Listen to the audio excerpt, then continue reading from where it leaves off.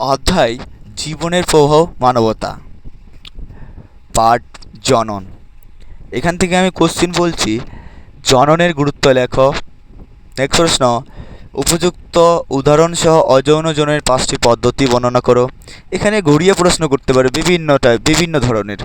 Next প্রশ্ন, planaria কীভাবে পুনরুৎপাদন পদ্ধতি বিস্তার করে। নেক্সট প্রশ্ন, পাথরকুচি অবস্থানিক মুকুলের সাহায্যে কিভাবে প্রাকৃতিক অঙ্গজ বিস্তার করে। নেক্সট প্রশ্ন, মাইক্রো প্রোপাগেশন পদ্ধতি লেখো। এটা দেখে রাখবে, একটু আসতেও পারে। ফান্নের যৌনকরম শব্দচিত্রের মাধ্যমে বর্ণনা করুন।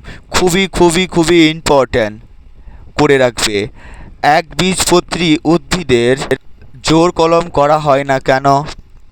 নেক্সট প্রশ্ন, স্টক ওসিয়ন কি। আর একটা কথা বলছি, জীবনবিজ্ঞান সাবজেক্টটা কনসেপচুয়াল প্রশ্ন হবে। যে যত বেশি কনসেপ্ট বুঝতে পারবে, সে তত বেশি কোশ্চেন অ্যান্সার করতে পারবে। যে যেখানে পড়িস, প্রাইভেট পড়িস, ওইখান থেকে স্যারের কাছে ভালোভাবে বোঝার চেষ্টা করবে। বুঝতে না পারলে স্যারকে বলবে, স্যার আমি বুঝতে পারিনি। ঠিক আছে? জীবনবিজ্ঞান যে যত বুঝে পড়বে, সে তত কোশ্চেন অ্যান্সার করতে পারবে। আমি বারবার বলছি কেন, কারণ একটাই, এই সাবজেক্টটাতে কনসেপচুয়াল প্রশ্ন আছে। ঠিক আছে? নেক্সট পার্ট, দ্বিতীয় অধ্যায়ের সুপুষ্পক উদ্ভিদের যৌন জনন। নেক্সট প্রশ্ন, দিনেশেক কাকে বলে। শব্দচিত্রের মাধ্যমে সপুষ্পক উদ্ভিদের যৌন জনন পদ্ধতি লেখো। খুবই খুবই ইম্পর্ট্যান্ট, যতগুলো প্রশ্ন দিচ্ছি ততগুলো ইম্পর্ট্যান্ট। স্বপরাগযোগ ও ইতরপরাগযোগ এর সুবিধা এবং অসুবিধা লেখো, করে রাখবে ভালোভাবে। স্বপরাগযোগ ও ইতরপরাগযোগের মধ্যে কোনটি বেশি উন্নত এবং কেন, ঘুরিয়ে দিতে পারে। জলবায়ু, পতঙ্গ, পক্ষী, পরাগী, ফুলের বৈশিষ্ট্য এবং উদাহরণ, এটা বিভিন্ন টাইপের ঘুরিয়ে দিতে পারে। পার্থক্য, পতঙ্গ পরাগী ফুল ও বায়ু পরাগী ফুল বা স্বপরাগযোগ ও ইতরপরাগযোগের মধ্যে পার্থক্য। নেক্সট প্রশ্ন, সপুষ্পক উদ্ভিদের দিনেশক চিত্র অঙ্কন করে যে কোনো 4টি অংশ চিহ্নিত করো। এইগুলা করে রাখবে এখান থেকে। এই পার্ট থেকে দুটা প্রশ্ন করে রাখবে, এখান থেকেই কোশ্চিন থাকবে, ঘুরিয়ে পেঁচিয়ে এখান থেকেই থাকবে। 1 নম্বর প্রশ্ন, বৃদ্ধি ও বিকাশের মধ্যে সম্পর্ক ও পার্থক্য লেখো। নেক্সট প্রশ্ন, মানব বিকাশের বার্ধক্য দশা, বয়ঃসন্ধি দশা, যতগুলো দশা আসে ততগুলো দশা করে রাখবে এখান থেকে। দশা থেকে ঘুরিয়ে প্রশ্ন আসবে। ঠিক আছে? অধ্যায় তৃতীয়, বংশগতি এবং কয়েকটি সাধারণ জিনগত রোগ। এই অধ্যায়ে যে যত বেশি কনসেপ্ট বুঝতে পারবে, সে তত বেশি কোশ্চেন অ্যান্সার করতে পারবে। বংশগতি, এখান থেকে প্রশ্ন আলোচনা করছি। মানুষের ক্ষেত্রে বংশানুক্রমিকভাবে সঞ্চারিত 2টি প্রকরণের উদাহরণ দাও। নেক্সট প্রশ্ন, সংকরায়নের পরীক্ষায় কীভাবে প্রকট গুণ প্রকাশিত হয় তা উদাহরণের সাহায্যে লেখো। নেক্সট প্রশ্ন, প্রচ্ছন্ন গুণ কেবলমাত্র হোমোজাইগাস অবস্থায় প্রকাশিত হয়। উপযুক্ত উদাহরণের সাহায্যে বিষয়টি বুঝিয়ে দাও। পার্থক্য, জিনোটাইপ ও ফিনোটাইপ এর সম্পর্ক করে রাখবে। এমাস্কুলেশন কি, এটা বিভিন্ন ধরনের প্রশ্ন হবে। নেক্সট প্রশ্ন, মটের গাছের একটি হোমোজাইগাস ও একটি হেটারোজাইগাস জিনোটাইপ এর উদাহরণ। নেক্সট প্রশ্ন, ম্যান্ডেলের মটর গাছ নির্বাচনের কারণগুলি কি কি ছিল। নেক্সট প্রশ্ন, ম্যান্ডেলের সাফল্য লাভের কারণ কি কি ছিল। এই দুটা কোশ্চিন থেকে কোশ্চিন থাকবে, খুবই খুবই গুরুত্বপূর্ণ, করে রাখবে। নেক্সট প্রশ্ন, ম্যান্ডেলের নির্বাচিত মটর গাছ বিপরীত ধর্মের বৈশিষ্ট্যগুলি লেখো। এটা দেখে রাখবে। গিনিপিগের এক সংকর জনন পরীক্ষাটি চেকার বোর্ডের সাহায্যে বুঝিয়ে দাও। ম্যান্ডেলের স্বাধীন সঞ্চারণ সূত্র ও পৃথক ভবনের সূত্র বিবৃত করো। বারবার বলছি, এখান থেকে এই অধ্যায় থেকে কনসেপচুয়াল প্রশ্ন হবে।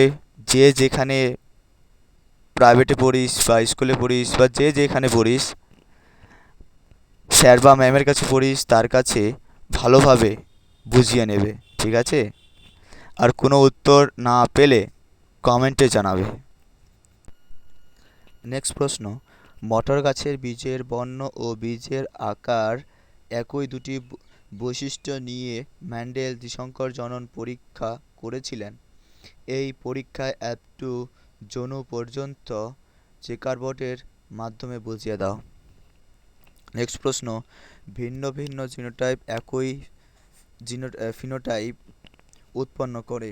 মটর গাছের দ্বিসংকর জননের পরীক্ষার ফলাফলের একটি উদাহরণ নিয়ে বক্তব্যটি যথার্থ প্রমাণ করো। অথবা কোনো কোনো জিনোটাইপের একাধিক জিনোটাইপ এবং অপর কোনো কোনো ফিনোটাইপের একটি জিনোটাইপ থাকতে পারে।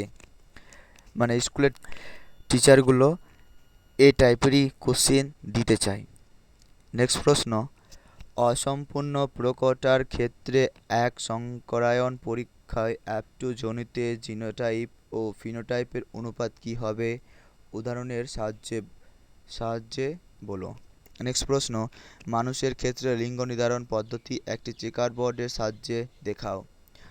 সন্তানের লিঙ্গ নির্ধারণে বাবার ভূমিকাই মুখ্য। একটি চেকার বোর্ডের সাহায্যে বক্তব্যটির সত্যতা যাচাই করো। নেক্সট প্রশ্ন, সমস্ত টেস্টক্রস ব্যাকক্রস কিন্তু সমস্ত ব্যাকক্রস টেস্টক্রস নয় কেন? নেক্সট প্রশ্ন, হোমোগ্যামেটিক ও হেটারোগ্যামেটিক লিঙ্গ কী? এগুলো কোশ্চেন করে রাখবে। ভালো লাগলে আমাদের পাশে থাকবে সাবস্ক্রাইব করে। নেক্সট প্রশ্নগুলি কয়েকটি সাধারণ জিনগত রোগ থেকে থাকবে। এখান থেকে থ্যালাসেমিয়া সম্পর্কে যতগুলো প্রশ্ন হবে ততগুলো করে রাখবে। নেক্সট প্রশ্ন, থ্যালাসেমিয়া আক্রান্ত কোন শিশুর দেহে কী কী লক্ষণ প্রকাশিত হয়? সেই সময় জেনেটিক কাউন্সেলিং এর সময় কী পরামর্শ দেওয়া হয়? বা থ্যালাসেমিয়া রোগে কোন তিনটি অঙ্গ কিভাবে ক্ষতিগ্রস্ত হয়? বা থ্যালাসেমিয়া রোগীকে বারবার রক্ত প্রদানের ফলে কী কী সমস্যা সৃষ্টি হতে পারে? নেক্সট প্রশ্ন, প্রচ্ছন্ন জিন দ্বারা নিয়ন্ত্রিত বংশগত রোগে পুরুষেরা সাধারণত বাহক হয় না, ব্যাখ্যা করো। বা হিমোফিলিয়া এবং বর্ধান্যতায় আক্রান্ত মহিলাদের তুলনায় পুরুষদের সংখ্যা বেশি কেন? নেক্সট প্রশ্ন, ক্রিস ক্রস উত্তরাধিকার বলতে কী বোঝো? জিনগত রোগ প্রতিকারে জেনেটিক কাউন্সেলিং এর গুরুত্ব করে রাখবে এটাও। সমাজ থেকে জিনগত রোগকে দূর করতে হলে কি কি করতে হবে?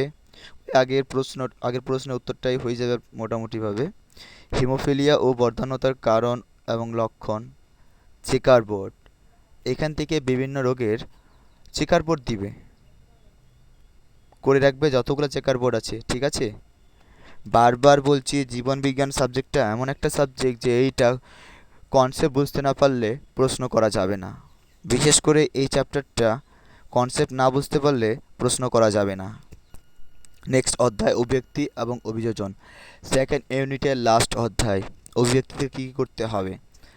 একটি রেখাচিত্রের মাধ্যমে জৈব অভিব্যক্তির মুখ্য ঘটনাবলীর ক্রমটি নির্মাণ করে রাখবে। নেক্সট প্রশ্ন, জীবনের রাসায়নিক উৎপত্তির সংক্ষিপ্ত রূপরেখা মিলার ও উরের পরীক্ষার সাহায্যে বর্ণনা করো। খুবই খুবই খুবই ইম্পর্ট্যান্ট এই বছরের জন্য, মাধ্যমিকও এবং সেকেন্ড ইউনিটের জন্য। মিলার ও উরের পরীক্ষায় ব্যবহৃত বিক্রিয়ক এবং উৎপন্ন জৈব যৌগের নাম। ওই প্রশ্নটা করলে এটাও পারবে। নেক্সট প্রশ্ন, কুয়াশার ভেদ হট ডাইলুট সোপ কি? করে রাখবে এগুলো। জৈব অভিব্যক্তি সংক্রান্ত লেমার্ক বর্ণিত জীবের অঙ্গের ব্যবহার ও অব্যবহার এবং অর্জিত বৈশিষ্ট্য উত্তরাধিকার সূত্র দুটি লেখো। লেমার্কের মতবাদের বিপক্ষে দুটি উদাহরণ দাও। লেমার্ক এবং ডারউইন করে রাখবে, ভালোভাবে করে রাখবে। ডারউইনের মতবাদ মাধ্যমিক 25-এ আসছে তো কী হয়েছে, আসতেও পারে, এই টাইপের আসবে না, মানে প্রশ্নটা ঘুরিয়ে আসবে। নেক্সট প্রশ্ন, অন্তঃপ্রজাতির ও আন্তঃপ্রজাতি সংগ্রামের একটি করে উদাহরণ দাও। নেক্সট প্রশ্ন, ঘোড়ার বিবর্তনের 4টি গুরুত্বপূর্ণ বৈশিষ্ট্য লেখো যা পরিবর্তন হয়েছে। নেক্সট প্রশ্ন, ঘোড়ার বিবর্তনের ইতিহাসে 4টি প্রধান জীবাশ্ম পূর্বপুরুষের নাম সময়ের পর্যায়ক্রমে সাজিয়ে লেখো। নেক্সট প্রশ্ন, তিমির, ফ্লিপার ও পাখির ডানাকে সমসমস্ত অঙ্গ বলা হয় কেন? নেক্সট প্রশ্ন, পার্থক্য সমসমস্ত অঙ্গ ও সমবৃত্তি অঙ্গ। নেক্সট প্রশ্ন, উদ্ভিদ এবং মানুষের দেহে অবস্থিত নিষ্ক্রিয় অঙ্গগুলির নাম। নিষ্ক্রিয় অঙ্গ কিভাবে বিবর্তনকে সমর্থন করে? নেক্সট প্রশ্ন, হৃৎপিণ্ডের তুলনামূলক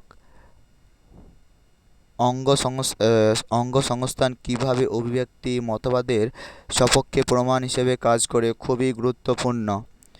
ভ্রূণ তথ্য বিকাশের তুলনামূলক দশায় প্রতিটি মেরুদণ্ডী প্রাণীর ভ্রূণে কোন কোন সাধারণ বৈশিষ্ট্যগুলি দেখতে পাওয়া যায় তা বর্ণনা করো। এই চ্যাপ্টার থেকে এগুলো প্রশ্ন করে রাখবে ভালোভাবে। নেক্সট প্রশ্নগুলো থাকবে অভিযোজন থেকে। আচরণ, অভিযোজন, অভিব্যক্তি কিভাবে পরস্পর সম্পর্কিত? করে রাখবে। সুন্দরী গাছের লবণ সহনের জন্য কি অভিযোজন লক্ষ্য করা যায়? নেক্সট প্রশ্ন, জঙ্গল উদ্ভিদের অভিযোজন, এখান থেকে করে রাখবে পর্ণ কাণ্ড। উটের অতিরিক্ত জল ক্ষয় সহনের অভিযোজনগুলি লেখো। ঘুরিয়ে আসতে পারে, উটের অতিরিক্ত জল ক্ষয় দহন ক্ষমতার সঙ্গে এদের লোহিত রক্তকণিকায় আরবিসি বিশেষ চরিত্রটি কিভাবে সম্পর্কযুক্ত? নেক্সট প্রশ্ন, পায়রার বায়ুথলির অভিযোজনগত গুরুত্ব, করে রাখবে এগুলো। রুই মাছের জলজ অভিযোজনের পটকার ভূমিকা, করে রাখবে। মৌমাছি কিভাবে বার্তা প্রদান করে? করে রাখবে। শিম্পাঞ্জিদের সমস্যা সমাধান দক্ষতার উদাহরণ দাও, করে রাখবে। ঠিক আছে, এই চ্যাপ্টার থেকে এগুলাই থাকলো। ভালো লাগলে কমেন্টে জানাবে এবং সাবস্ক্রাইব করে পাশে থাকবে। কোনো কিছু যদি ভুল হয়ে থাকে, মানে কথা বলতে কোনো কিছু ভুল কথা বলে থাকি, তাহলে ক্ষমা করে দেবে। সম্পূর্ণ ভিডিও দেখার জন্য থ্যাংক ইউ।